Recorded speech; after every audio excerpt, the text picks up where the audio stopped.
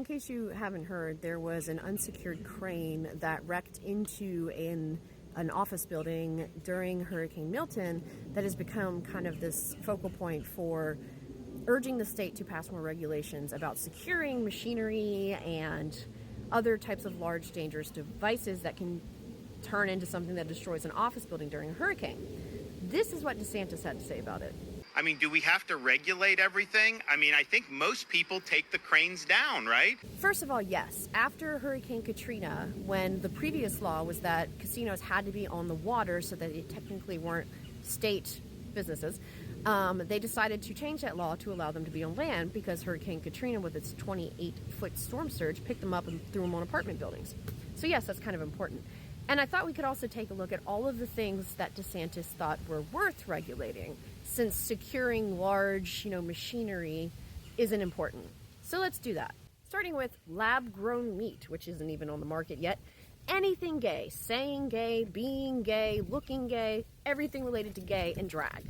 Rainbow lights on bridges only during Pride Month.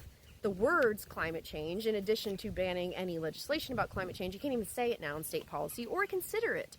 Women's rights, of course, he was the person behind the effort to pass the 6 weeks abortion ban, which was passed, and now he's trying to take away the petition to have voters decide whether or not that they want it. Heat protections for workers, he decided we didn't need any of those. Balloons, which on this one I happen to agree with him with, but he thought those were worth regulating. Pronouns, apparently pronouns are very offensive to him, and he thought the state needed to regulate that. Diversity programs, both in schools and in colleges. Social media for children, which is going to meet all kinds of First Amendment laws and very complicated bag of legislation. And also social media's own ability to regulate itself. He decided that that needed to be regulated by the state. Bloggers, by trying to create a database of everyone who ever talks about DeSantis and having them pay the state to register to do so. Sex education, he is now advocating against any type of sex education that is not abstinence. Now, of course, 7 out of 8 of Florida's Democratic Congress members have viciously spoken out against it and asked them to rescind this policy, all except for one, who you may have heard me talk a little bit about before, and apparently sold his soul to Satan and agreed to never disparage DeSantis publicly when he got the deal that got him into office.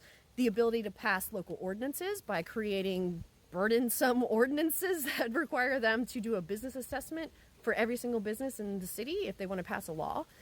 Marijuana, of course, he is adamantly against marijuana. He's adamantly against the people deciding whether or not to legalize marijuana. Sunshine laws, which since he was governor, he has taken a hacksaw to and is now trying to sundown the sunshine laws to exempt everybody from being able to know where he's traveling. It's the public right to record police, which was just overturned in the state Supreme Court. He wanted to say police should be able to do whatever they want to do and they can arrest you for recording them doing it.